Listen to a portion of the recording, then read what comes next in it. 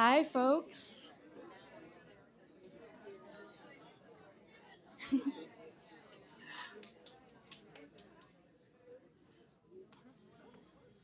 Can everybody hear me okay?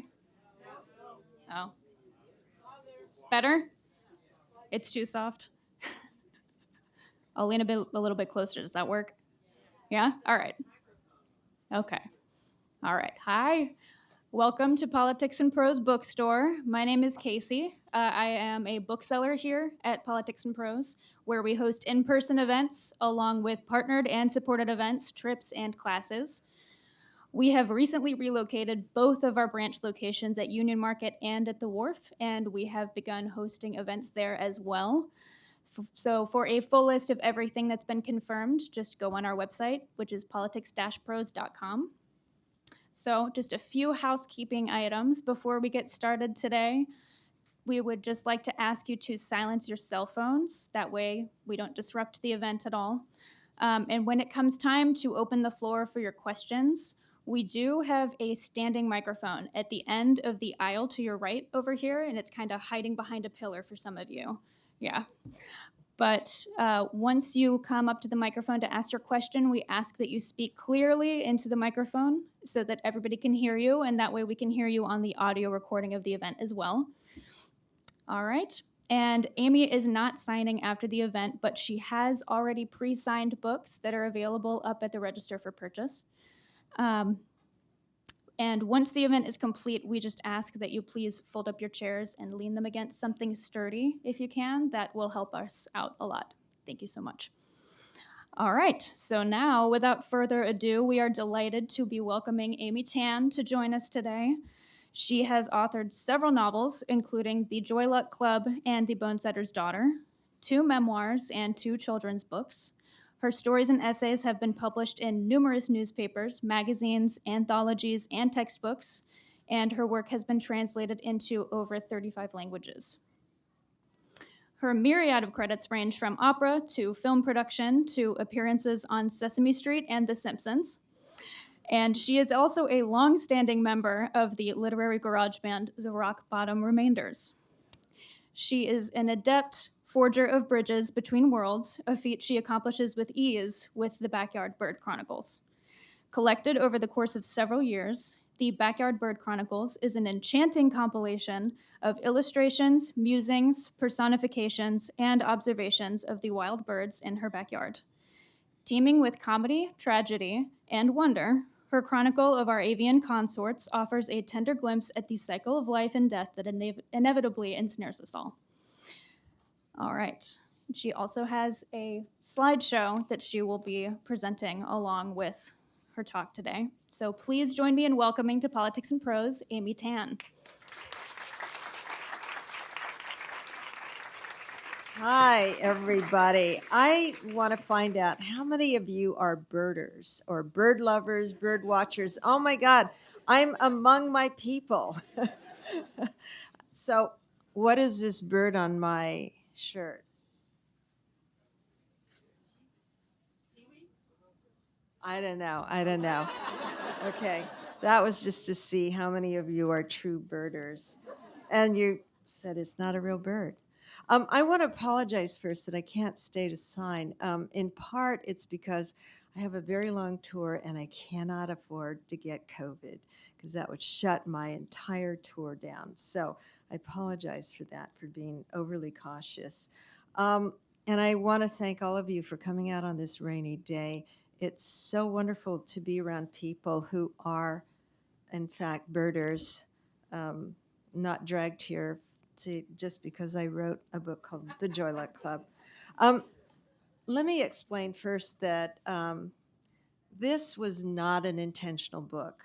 I was, in 2016, very distraught over things that were going on in this country, and in particular, the outbreak of racism. It was so overt now, and it was also directed a lot to Chinese Americans, Asian Americans, and to me. And I'd never had that experience quite so openly. So the world had become very ugly. I needed to find beauty again in the world. And I decided that what I would do is go out into nature because I was recalling how it just absorbed me in many ways. And I also decided that I would take to heart a vow that I made to myself when I was much younger, and that was to take up drawing when I retired. Well, I was never going to retire. I made that promise before I knew I was going to be a fiction writer. So I thought, still, I'm almost 65. I might as well do it. And I enrolled in these nature journaling classes by John Muir Laws. And if you're interested, you can go to johnmuirlaws.com. He has the classes I attended. They're on in video and they're free. So I started doing this very personal observation of birds when I was very naive. I knew 3 birds in my yard, and they were the crow and the hummingbird. I didn't know what kind. It was an Anna's hummingbird. And what I called a blue jay, which we don't have in California. You have on the East Coast. It was, in fact, a scrub jay. So that's how much of a novice I was at birding.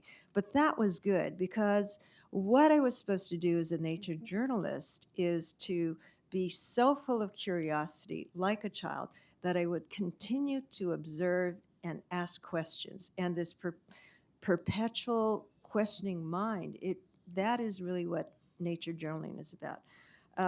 So some of the questions were really naive in the beginning. My drawings as well were a little rough. And you will see, let's go through a little history of my becoming a nature journalist, bird journalist.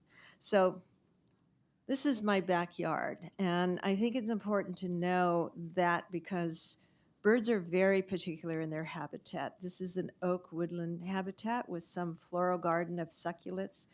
And you see on the lower far right, that is my roof. And I like to think of that roof as being like a flyway sign that says, turn left here for Amy's Bistro. And I do, in fact, know that some of the birds came back year after year, and I'll explain that later. These are just some of the birds that are in the yard. Over the years, I have identified 66 different visitors, and the last one was a great blue heron. Very unlikely bird to be in my woodland habitat.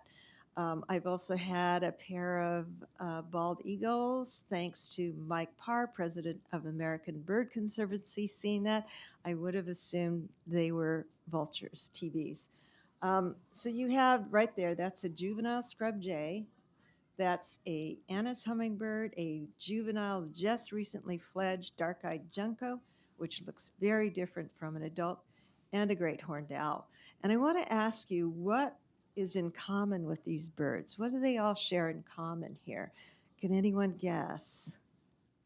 They're all looking at me. Okay. And this was very important to me, because when I was looking at them, I had this feeling that I could possibly develop a relationship. I don't know what I would call it, a friendship or whatever. When they were doing something, when they were preening, when they were feeding or bathing, and they looked up and they looked at me, then I felt, and they went back to what they were doing, I felt that they had somehow accepted I was part of the world instead of flying off immediately. We weren't friends. They didn't necessarily trust me 100%. If I walked out and made any movement, they would take off. But this is a big step, and this is also related to my decision to only do nature journaling about the birds in my yard, not about the cormorants or not about the pelicans that are flying off in the distance. I could see, but they weren't in my yard.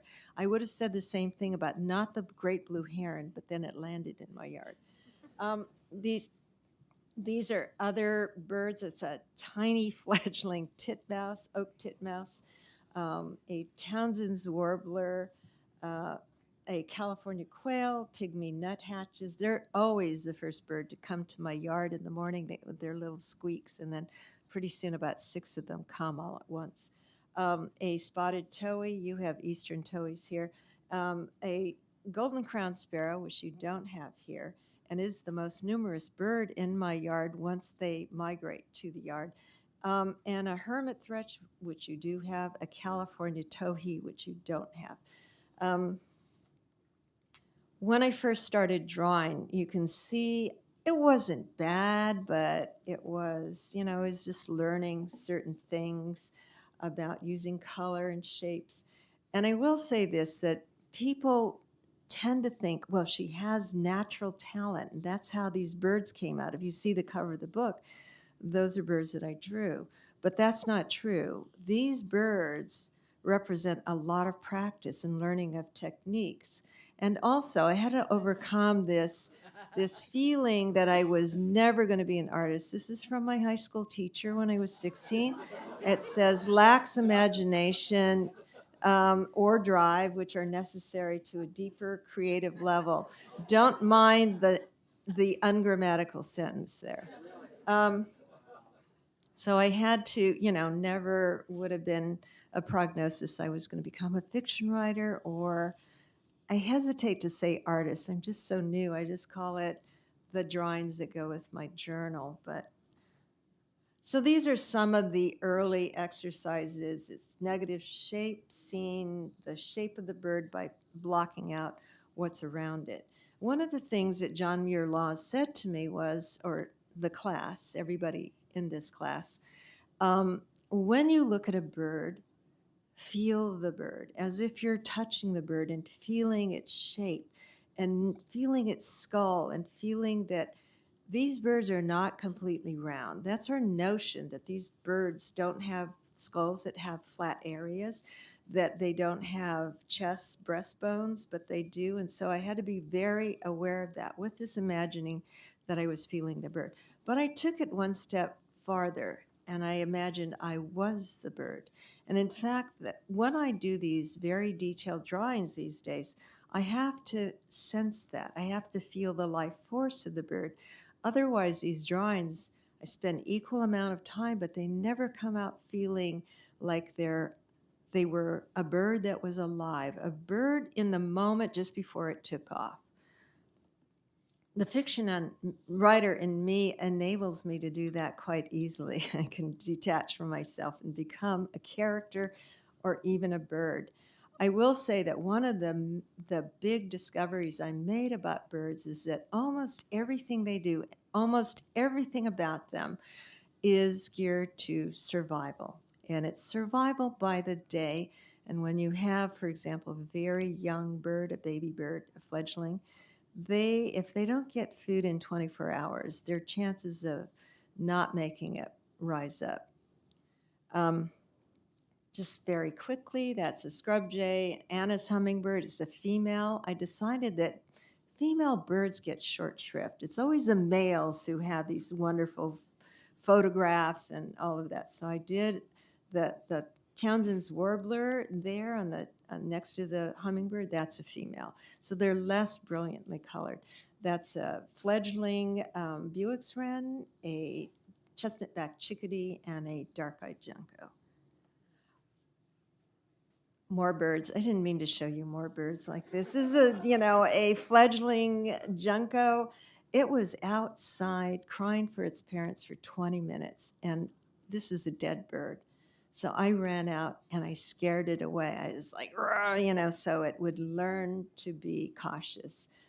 Dark-eyed junco, so that's what it looks like when it's adult.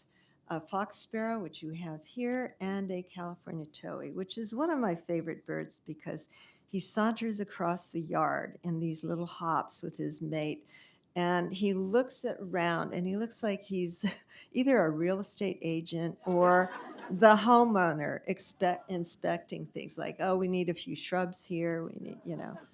I had everybody asks, what was your spark bird? And I had two spark birds. One was an Anna's hummingbird, and it used to buzz me whenever I got near its feeders.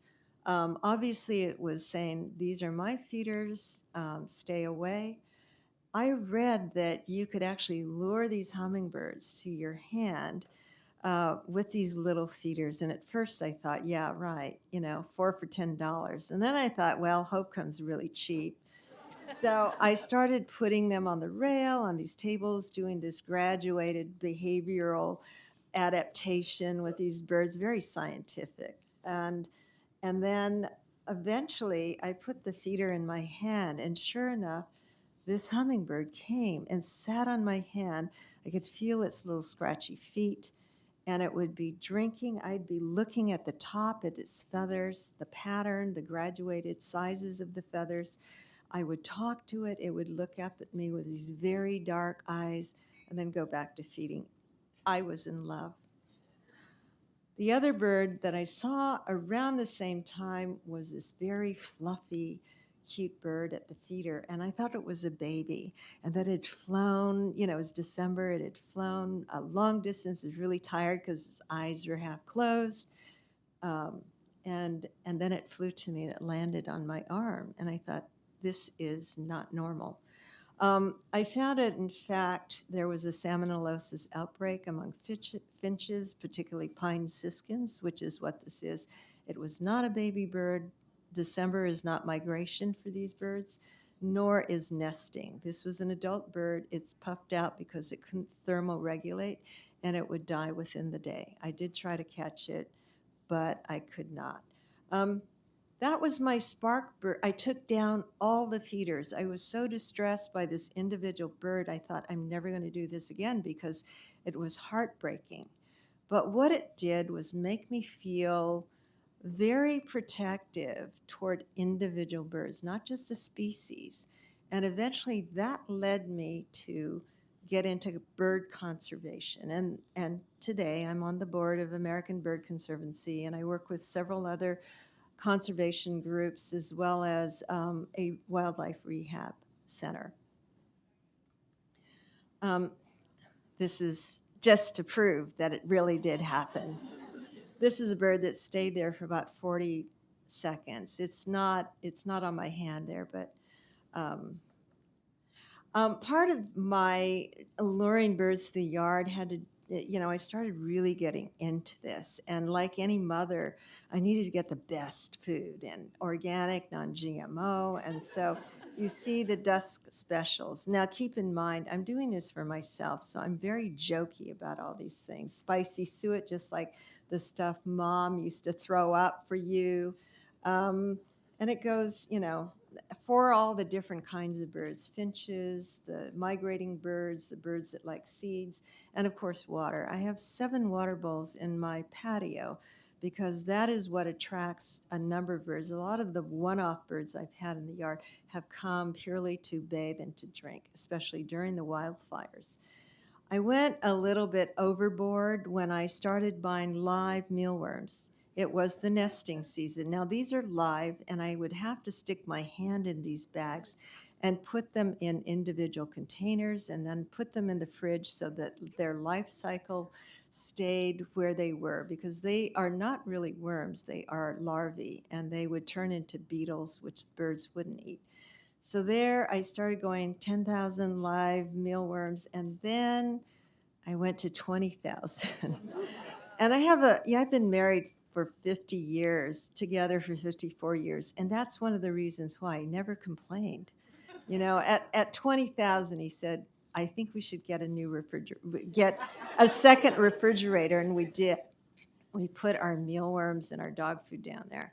But that's really obsessive. But I'm not the only one. I had some ornithologists over. I was doing a luncheon for some people with Point Blue Conservation Science. And I had 8 Chinese, dishes from takeout, but I decided I would put another bowl of these mealworms. It's just there, and they, most people would, throw up, but not feeding a bird. So one of them looked at it, and she picked it up, and she said, "Oh, mealworm," and she popped it in her mouth, and she's eating it. She says, "It's a little, dry." And then her husband did the same thing. Her husband is a really amazing bird artist, Keith Hansen, and also an incredible birder. If you're really into birds, he found a white wagtail, black-backed, was super rare from Russia the other day, 2 days ago. Have you ever seen one? Anybody here ever seen no, see, he's a great birder. Anyway, Keith picked it up, and he ate it, and he said, a little dry like cardboard, but with a pop of moisture at the end. And then some other ornithologists ate it too. And I thought, I wish I had had a video, because we could have made a lot of money on a TikTok. There were people, when I first started birding, I went to a Facebook page. I wanted to know, what do I feed these juncos? There's, and somebody said, birders tend to be really, really nice people. But this one person said, I think why don't you go get a bird book before you come here with these basic questions? Okay, virtual slap. And so I felt, stupid, but then I'm one of these people. Somebody tells, that you can't do that. Birds don't do that. And I thought, why not? Is it the feet that can't perch? Is it something about their habitat where they need to look up and hide in shrubs? What is it that doesn't allow them to feed in feeders, except that woman on Facebook? So I started building cages, and I set them on the ground, and I put really delicious food there. And sure enough, all the sparrows, the ground feeders, tried getting in there, and they all succeeded. And over time, I kept raising the cages higher and higher until they were level with the other bird feeders. And just so you know, for the woman on Facebook, this is a white-throated sparrow, and right behind it, waiting its turn, is a golden crowned sparrow. Just so you know, this is what the cages look like, and you have a variety of birds. Now, I recognize when you put feeders out, you've created an artificial situation. These birds do not feed together that closely up in the trees or under the shrubs. And so I would see some disputes, territorial disputes, that would be unusual, perhaps, in a less contrived situation. And so you know how excessive I am. This is view windows in my house in Sausalito. You can see a mess behind it. It's kind of like people who put use appliances on their lawn to sell them or just keep them there to rust. And there's a bunch of junky stuff there, feeders, hand-built feeders, more feeders, stuff all over the place. So this, I had thought at one time I was going to make this beautiful patio, and I gave up completely. The spider webs there, they weren't there when we moved in. I took an acrylic pen because I wanted to avoid bird collisions, bird deaths by those that flew into windows. So I actually drew those on there. Now you should know we have a view of the bay and we have view of islands, and this is what I did. And my husband never complained. Good guy. I have birds that are so close to me. Those birds that you saw in the patio, I sit at the dining room table, and they are right there, 10, 15 feet away. These birds come to my bathroom window so that when I'm brushing my teeth, there they are. And sometimes if I haven't put the food out, they stare at me. I have come to realize I'm not their friend. I'm the flightless creature who brings food. And I know that to be true because I have had to take feeders down. Anytime I see anything wrong with bird, I take them down immediately. And the birds come out and they come to the window. And sometimes they're birds I've never seen, like a purple finch. I'd always wanted to see one. And suddenly it'd be at the window staring at me. An orange-crowned warbler like that one came for the first time looking at me after I took the feeders down. And one of them this orange-crowned warbler would tap the window. Now, a lot of people would say they're tapping the window because it's a male, they're seeing their reflection, but this was not constantly tapping. This was looking at me, tap, tap, and then looking at me. And then I went to another window, and it followed me, tap, tap. And then I went to another window, it followed me, tap, tap. Then I forgot about it. I opened the door and flew in. It didn't fly and go crazy like a lot of birds will do. It just perched right where I was and stared at me. So I have a feeling they do associate me with food. Not their friend, but food, fast food delivery. Most of the book is like this. I've done these sketches. Sometimes they're very cartoon-like. I didn't set out to have a style. I was just drawing behavior. Now you've seen the setup. I'm drawing behavior of birds in my yard. And one of the most wonderful times to see these birds, of course, is when they fledge. Let's see. Okay. May 22nd. I hope I get home in time to see this. These are fledgling oak titmice. And I learned by watching these birds that there's a lot they have to learn. It's not automatic that they know how to swallow. They would pick up a seed or an acorn, which is way too big. They'd never be able to crack that open, let alone swallow it. And they would hold it in the bill and they would go like this, as if it's going to fall down their throat, just the way it did when their parents were feeding them.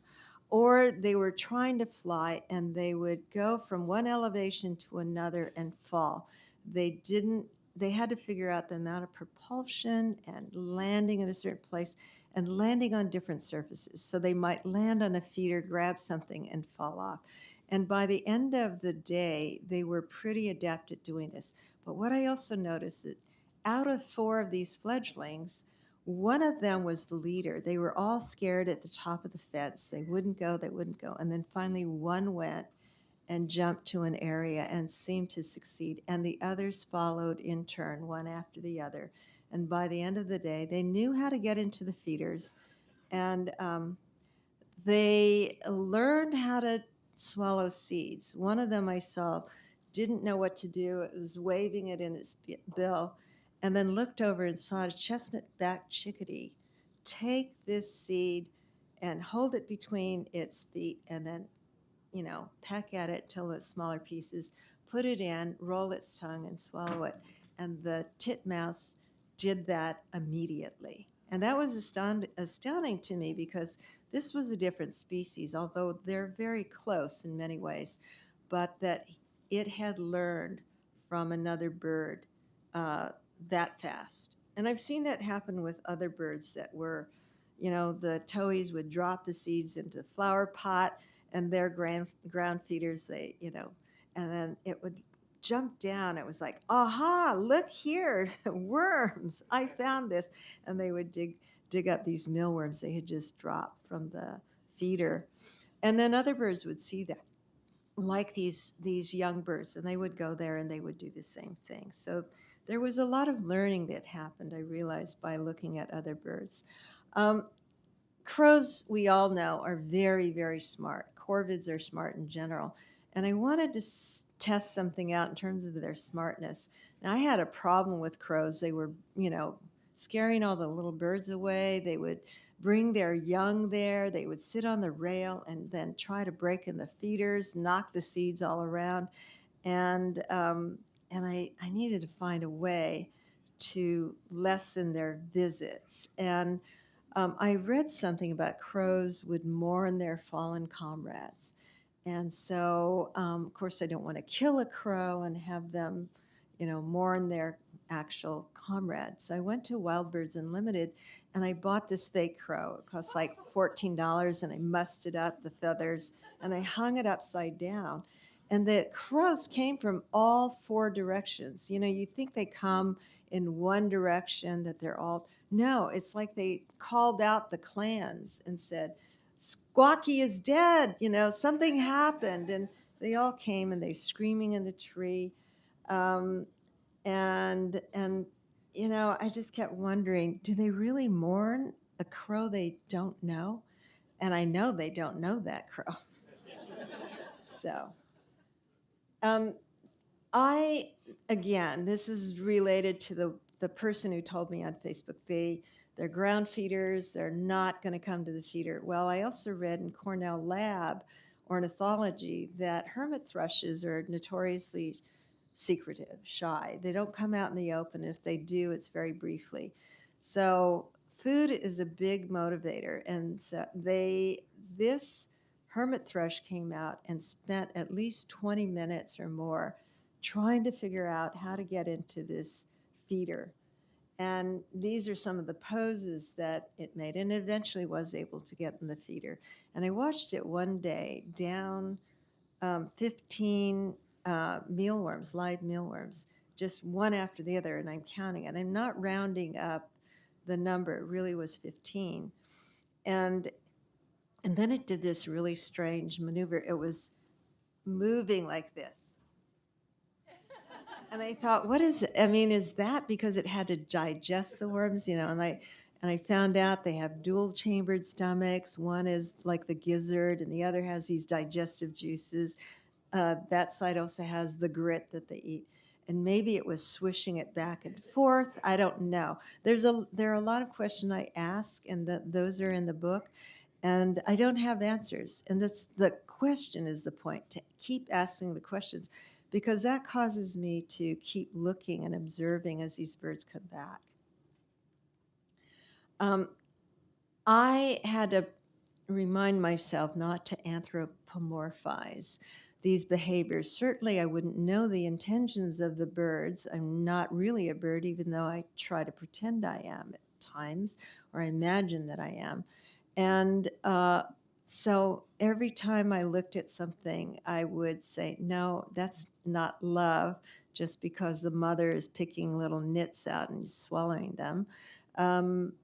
I had to look at a lot of behaviors like that and say, what is going on? What's the pattern here? So I saw on a number of occasions birds doing something repetitively that didn't seem to have any other purpose but to this repetition. And one of them was when we drained our cistern, 4,000 gallons had been contaminated.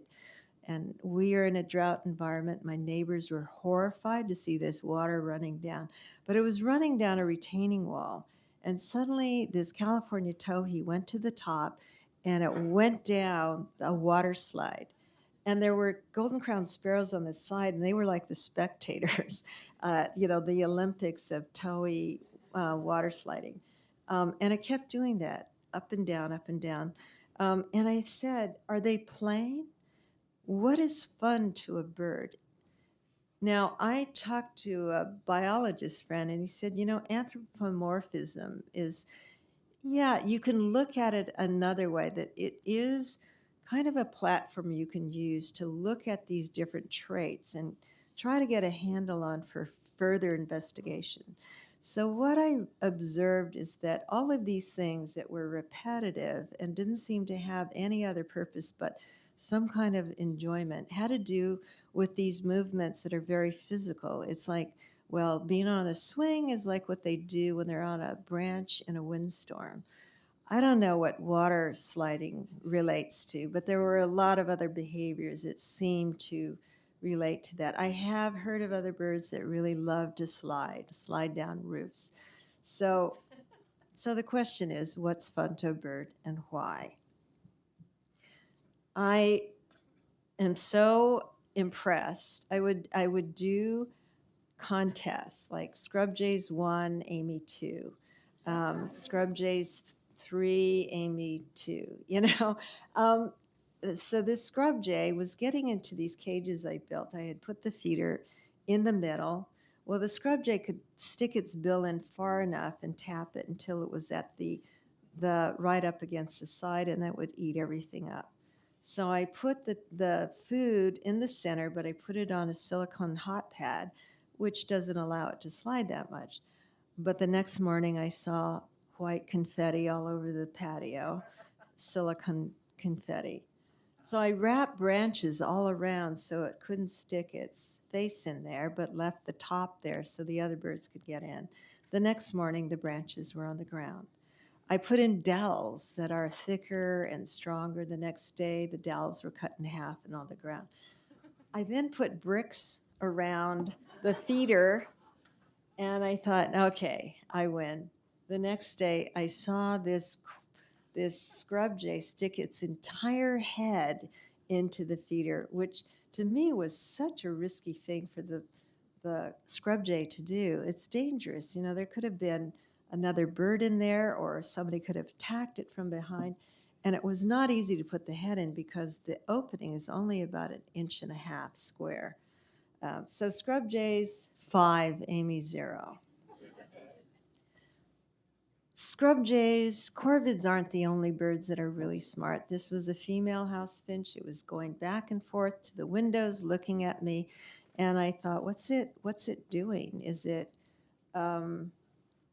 people would say it's the male doing the territorial thing with the reflection, but this was a female, and it kept looking at me and going back and forth. Then it went to this feeder nearby with a little seed net, a hoop net to catch the seeds that finches throw down, and it sat there and just stared at me. It didn't eat, just stared at me. Then it went back to this feeder and was going back and forth.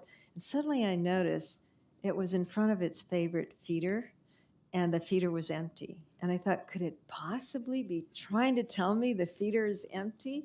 And as you know, I'm the food resource. I'm not their friend. I'm the bringer of food. So I went out. It went over a little short ways away and sat on the rail waiting while I filled this up. And sure enough, when I put it back full, it went to the feeder and it just ate and ate. And then it didn't do that behavior anymore. Was that really what it was doing? I don't know. That's a question. My guess is it had something to do with indicating food was missing. Okay, this one, there are a lot of people who believe that when a loved one dies, they might come back as a bird. And I hear that a lot. I had two friends who died around the same time, friends I'd known for 50 years. And I saw shortly after that two birds I never saw in the yard before, which was a purple finch, and then also a robin, American robin, which is not a rare bird, but I just never had it in my yard, right in my yard. Then I saw, all in the period of a half an hour, this Sonoma chipmunk come out. Now, these are not something you find in this garden. We have regular squirrels, but this chipmunk just sat there for the longest time, had a stare down with this towhee that looked at it. And I had this feeling, my friend, who was a doctor, was an atheist. He didn't believe in life after death, but I could hear him say, how many times do I have to get in drag before you believe that it's me? And so who knows? There's a study called avimancy, and it's about people who believe that birds are sort of a temporary incarnation of their loved ones. I did a lot of scientific study over the last 6 years, and this is what I discovered about owls. We had owls in the yard for 8 months or 9 months. Junior and Mom brought Junior there to teach him how to hunt. She was the big one. He was a little one with kind of a white head. And she left him in October as expected, but he stayed. And then later he left, but then he came back with his girlfriend, and they were there for a while, and they did all the little lovey-dovey things. And I knew they weren't going to stay because owls they confiscate nests. They don't build their own. And I didn't have any hawk or squirrel or crow nests or anything. So I knew they were going to leave. But before they left, I put down in my journal the scientific research I'd done. And this is, the owls stayed. We come out. I could see them from the dining room window. I just look up, and there were the owls. And one of my friends here, Deborah Tannen, she was there. She could vouch that the owls were there. And they might have been sleeping, but then they'd open their owls. And I wanted to draw what the owls look like. And so there's the resting face. There's the sexy face. There's the happy face, the mother love face, the hangry face, and the attack human face.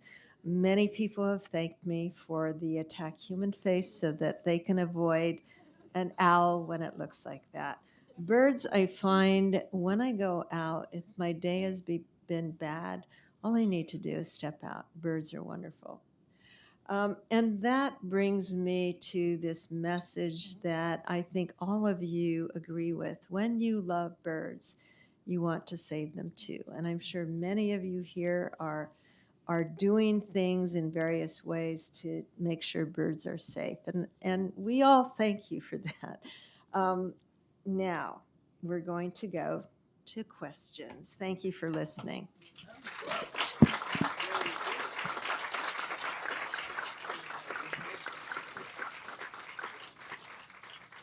So in my family, it's the cardinal that represents our mother. And every time we see a cardinal, we talk to that cardinal as if it was our mother. So thank you for saying that. Yeah. My question is a little hard, but I'm going to ask you to really think. I'm not an expert. No. So this is not one of the.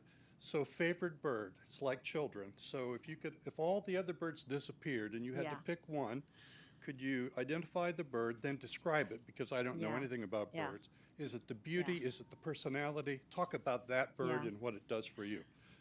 I've had many favorites over the years. The hummingbird, the oak titmouse. The oak titmouse has such a feisty personality for a tiny bird. I've loved the California towhee just because he's so funny as he hops across the yard.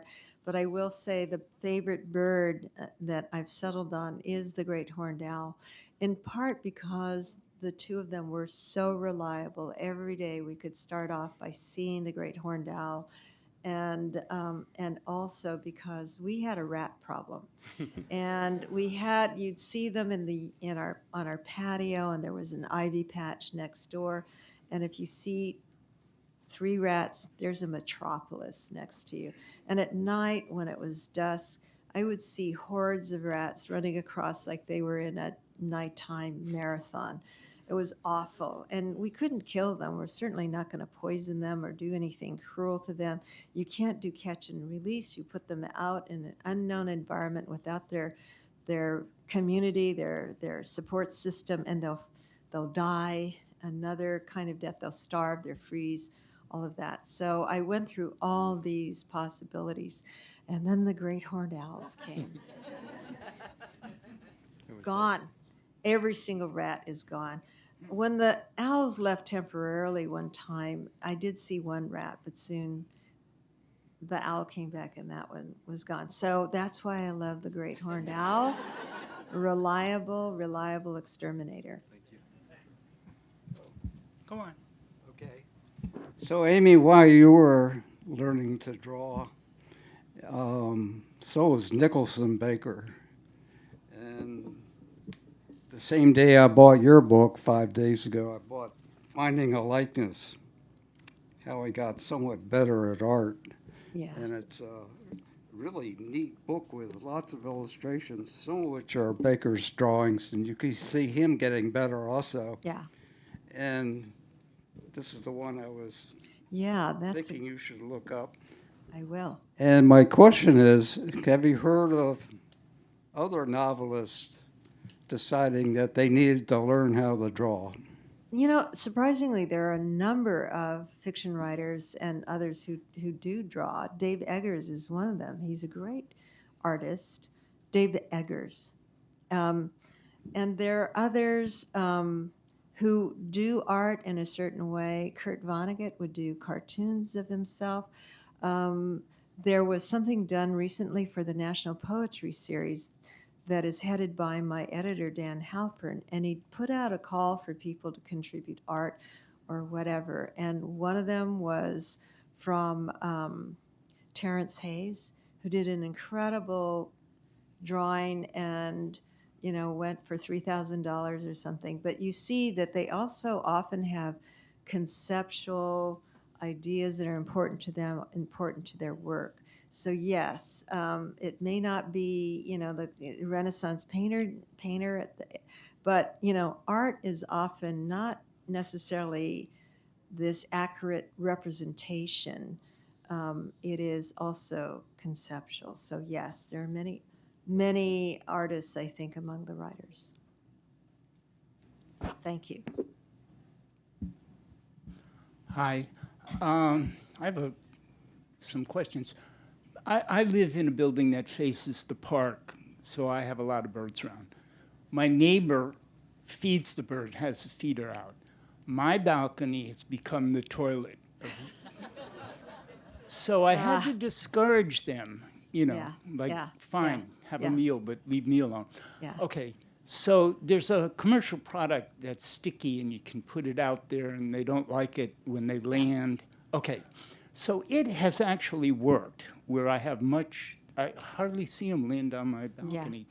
So my question is kind of, do you think they communicate and say, don't go to that balcony? Or did each one have to land and get sticky stuff and stay away? And a couple other things quickly. Do they set up relationships where they're together for a long period of time? Yeah. And why do you not see a lot of birds falling out of the sky having heart attacks? That's like if so many birds die, where are the bodies? Yeah, where do they go? Where do they sleep? Okay. You know, those are great questions. And as I said, I'm not an expert on any of this. I'm your observer guesser, just like you. What would it take? I do believe, just based on my observations, that birds do tend to follow each other and take information. So there's always a first pygmy nuthatch that comes and calls out. And I think once it calls out repeatedly, then the other pygmy nuthatches come, and that maybe it's saying the coast is clear. And I know that the number of repetitions, the longer the song, that means something. The shorter the song, that means maybe it means it's okay, coast is clear. Whether they can do that in advance and pass it on like ants or bees do to the colony, I don't know. You know, when the only way that I could take care of mess when it was rats is that, I know you don't want to do this, but was to clean it up. Put these hoop nets under the seed feeders that would catch those seeds, because finches especially will throw down about 5 seeds for every one they eat. And there's a reason for that. So I found through my friend Bernd Heinrich, who's a field researcher, and that is they're weighing the seed in a way that the depth of the seed correlates with the amount of oil. So it's higher energy. And even though I wanted to say, you know, higher energy, you're not migrating. You're like 20 feet away on that branch, you know, but they just throw them down. So it's a mess. The hoop net feeder, you might suggest to your neighbor to put that there. I don't know about the sticky seeds. Does it stay on the bottom of their feet? They're not stuck, are they? No, they don't. They fly away, but they obviously but the have some seeds stuck on their that'll feet. come off. Yeah. Now, do you think they're talking to each other and saying, don't go there? Yeah, I don't really. I think it would also depend on the species. There are birds that just are solitary, more solitary. You don't see them unless it's courtship time. I don't see. I haven't seen, for example, an orange-crowned warbler with another one. So maybe they're not going to be communicating. They have no one to communicate with. Good question. How about the pairing off? Do they have life relationships, or some of them I've heard that juncos, I've seen them doing this kind of odd behavior in November, long before their courtship should begin, but they seem to know each other, and the male would start bowing to the female instead of chasing her off. I see pairs that they're always together, but I have not seen every single bird pair up during courtship nesting. Okay, thank you. Thank you. Hi. One serious question and one not. And that is, have you done an audio version of this? I have. And you did it? In my own voice, Oh, that's yes. wonderful. And like everybody, except maybe an actor narrator, I hate my voice. So I haven't heard it, but somebody in Audiophile gave it a nice review. And the narrator of the preface done by David Sibley, was done by his son, Evan Sibley. And we were all birding together, David Sibley, Evan, Christian Cooper, who wrote a book on better living through birding. And we were all birding in Central Park, and I was saying, what do I need to do to become a narrator? Like, improve my voice. It was a facetious question, because he knows that I hate my voice.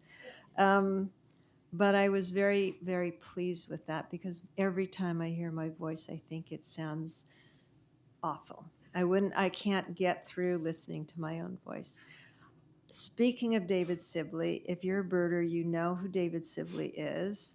And I was out birding with him in Central Park. And I looked at these birds and I said, you know, these, what was the bird we were looking at? Oh, gosh, hermit thrush. I said, these hermit thrush look a lot bigger and kind of rounder than the hermit thrush that we have in California. I said, are there subspecies or regional differences? Now, normally I would go to my Sibley's app, but this time I go to the Sibley. It was so cool. You know, I could look at birds and have them identify the birds or tell me about variations and you know, range and all of that. That was one of the coolest things I did. And last night, he was on stage with me in Cambridge. And he was going to interview me, but I asked the room, how many of you are birders? And almost everybody raised their hand. And I decided I was going to interview David Sibley. Wonderful. So, yeah. Oh. I mean, we talked about things in common, like learning to draw and, you know, love of birds and different things that we noticed. But, you know, I would have wanted to interview him. So I did. Yeah, wonderful. Well, you might not like your voice, but I'll just speak for myself. I'm so glad that you're not depriving us of the audio version. Thank you. And the Thank you. non-serious question is, at what point do you think, how would you know if the birds decided you were a bird? How would they know that I was a bird if I started squabbling over the food and splashing in the bath, you know, and you know, just competing with them over different things. I'm very cooperative, and so I think that's why they also know I'm not a bird. I bring the food. I don't try to fight them for it. Everything about a bird is about survival, and they know I don't need to do that fight with them. Great. Thank you very much. Thank you. Hi.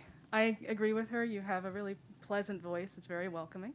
Yeah, thank But my you. question, you mentioned that you've noticed how your fiction writing has informed your relationship with the birds.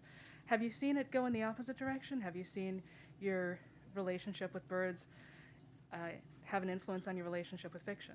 What I find are these similarities. So, for example, the thing I do with birds in my backyard is I'm observing them sometimes 10 hours a day. So, drawing 10 hours a day. There's a lot of pencil miles that go into this. When I write a novel, I revise. Sometimes the pages are revised 100 times.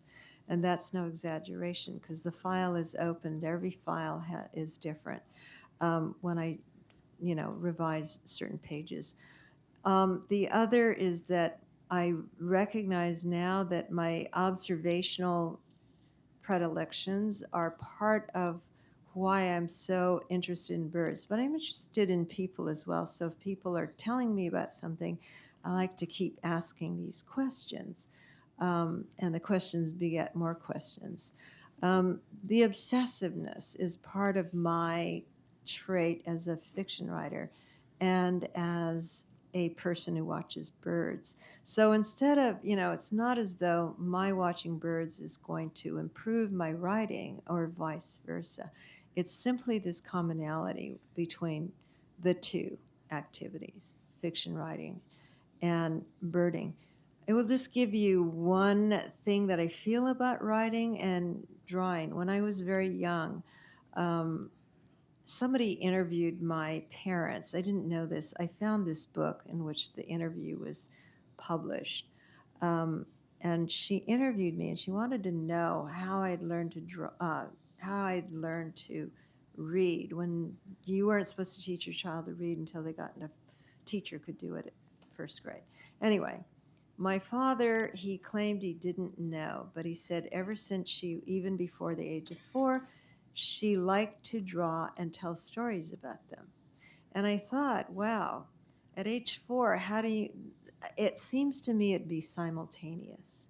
That you have the story in your mind and you want to represent it in different ways.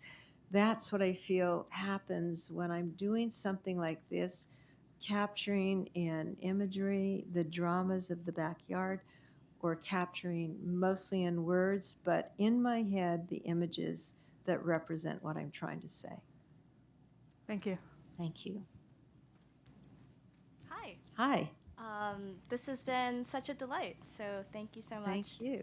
And I'm just talking about images, struck by the image of the birds looking at you and not seeing you as you see yourself, but as the food source. And so a question that came to me through that image was, where do you, can you share a little bit about how, while you're feeding the birds are feeding you in ways as well? How They I guess- definitely feed my soul Mhm. and give me a lot of peace, and I'm just besotted with them. So I'm looking at them, and when I see something new, whether it's a new bird or a new behavior, my heart, I get the palpitations. It's like such an adrenaline rush. There have been times when I'm standing right in front of the feeder and the birds get impatient and they will come to the feeder right there. So they're just, a foot away or 10 inches away. And some of those birds have included ruby-crowned kinglets, which are notorious birds for just hopping, never sitting still. But there it is, eating and looking at me.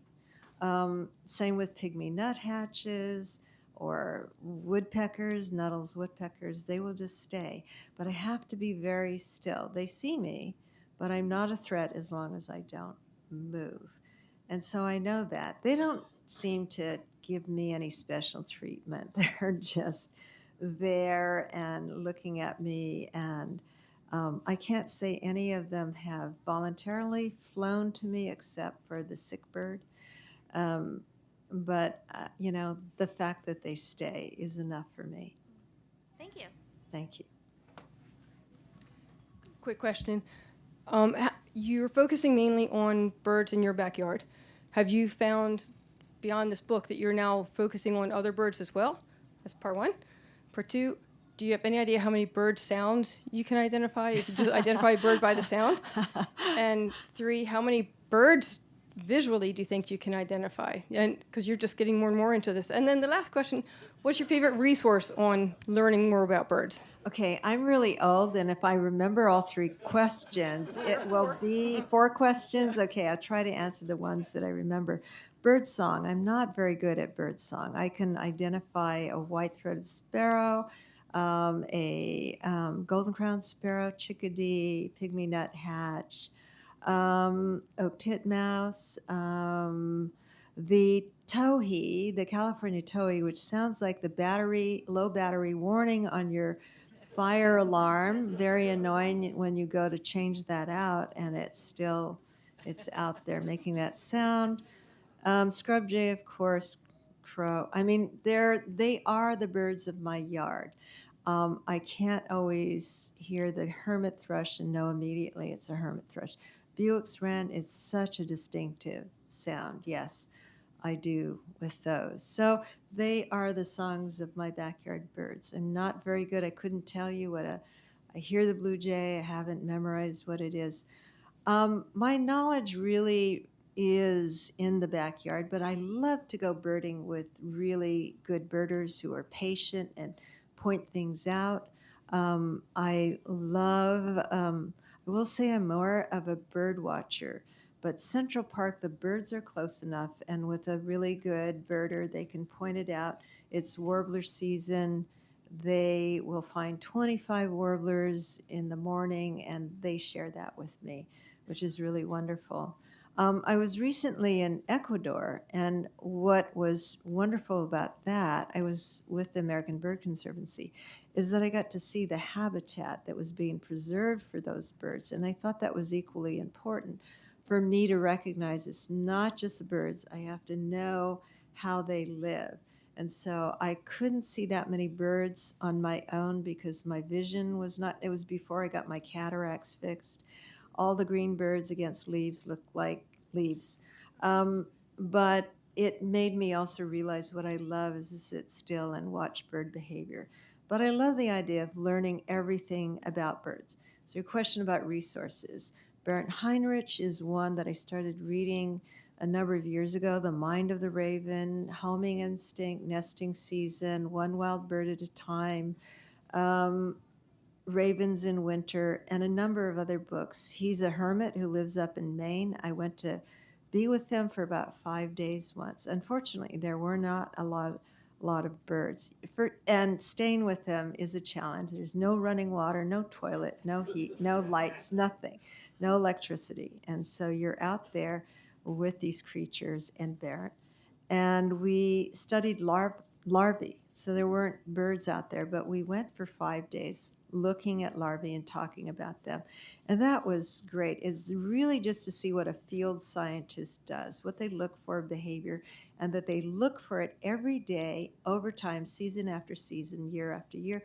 And that's how they make these discoveries. So I can be patient. It's not a waste of time to be looking day after day.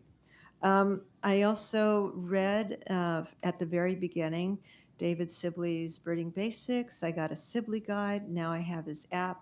Certainly read what it's like to be a bird. John Muir Law's drawing, learning how to nature journal and draw.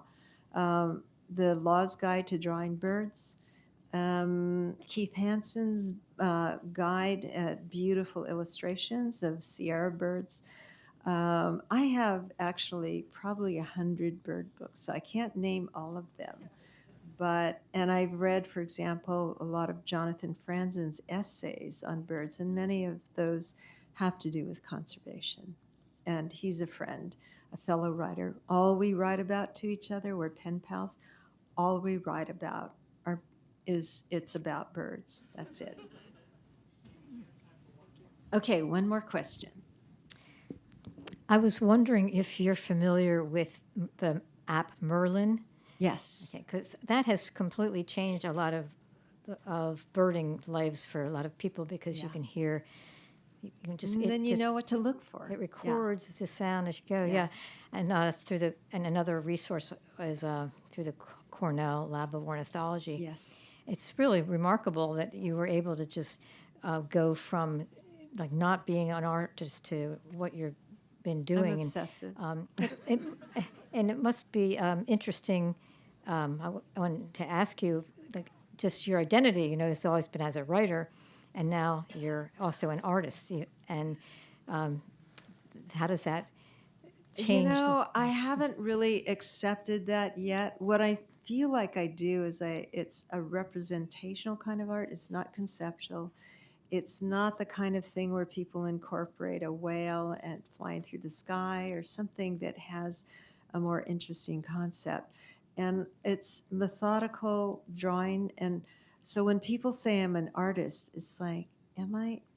And there should be no standards for it. And I would say to anybody else who is learning how to draw, yes, you're an artist, but it feels funny to call myself an artist. But yeah, I'll get used to it, I guess. And maybe part of it is, you know, you see the growth in the book of my learning how to draw these birds over time, thousands and thousands of hours of practice. Mm-hmm. So it's not natural. It doesn't come out naturally. It required that.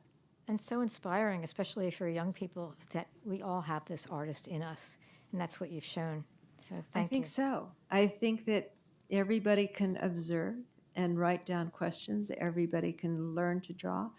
Go to johnmuirlaws.com if you want to get free classes, same ones I took. So, thank you all. It's been a great audience. Thank you so much. Thank you.